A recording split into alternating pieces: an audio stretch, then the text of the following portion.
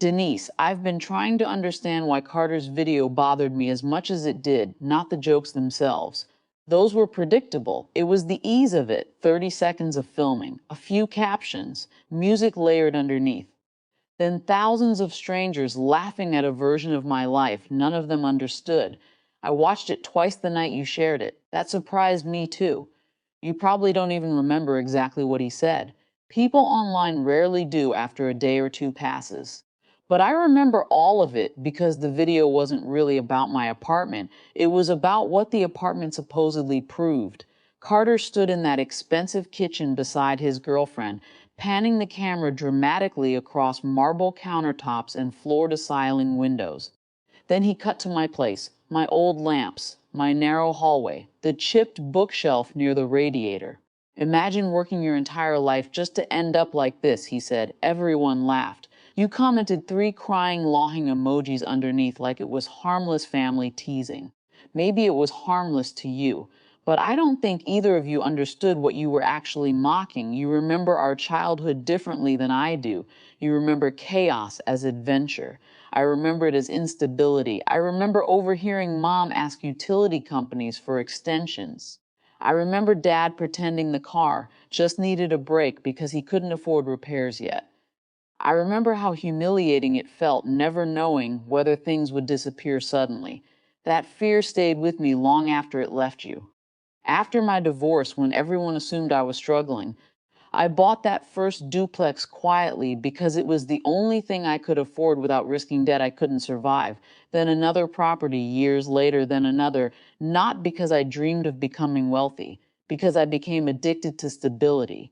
You chased experiences. I chased permanence. Neither is morally superior, but over time, people started treating your life as success because it photographed better.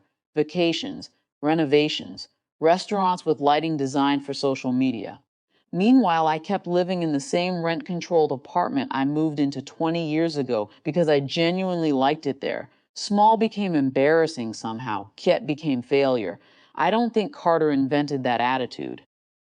I think he inherited it naturally. The strange part is this.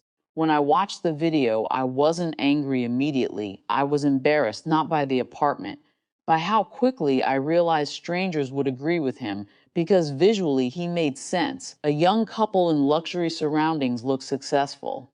A 62-year-old woman in an aging apartment looked like cautionary evidence. That's what hurt. Not the insult itself, the simplicity of the narrative. I almost responded online that night. I even typed something once, then deleted it. What would I say? Actually, I own the building your son's girlfriend lives in. It sounded ridiculous even in my head, petty, defensive, so I said nothing. A week later, the refinancing issue happened with the property group. Routine paperwork mostly, tenant authorization forms, insurance restructuring. The management office scheduled a meeting for several residents because the ownership LLC was changing internally. I attended because my signature was required. You and Carter arrived late. Neither of you recognized the company name on the paperwork because why would you? Most people never look beyond logos and websites anyway. I was already seated with the property attorney when you walked in. I'll admit something uncomfortable now. The expression on Carter's face when the attorney asked me whether I approved the updated lease conditions. It stayed with me longer than I expected, not because it felt good, because it felt sad. He looked genuinely confused at first, then embarrassed, then suddenly cautious in a way I don't think he'd ever been around me before. You changed too. Your voice softened immediately. Your posture changed. Even your smile became careful. And all I could think was, so this is what it takes. Not kindness, not consistency, not years of showing up quietly for family birthdays and hospital visits and college graduation gifts. Ownership, the Vizzle ownership. Nobody argued during the meeting. Nobody got threatened. Nothing dramatic happened. The attorney simply deferred to me several times while discussing building policy and refinancing approvals. That was enough. Afterward, Carter apologized in the parking garage. He kept insisting the video was just content. Maybe he was telling the truth. That's almost worse. Because it means humiliating people casually has become normal enough not to register emotionally anymore. You apologized too. though yours sounded different. More uncomfortable than regretful. And honestly, Denise, I don't know what to do with either apology. The apartment still looks exactly the same tonight. Same old cabinets, same radiator clicking near the window, same tiny kitchen table where I'm writing this now. And the strange thing is, I still love living here, not because I secretly enjoy proving points. Because after spending half my life terrified of losing everything, this place became the first environment that ever made me feel calm.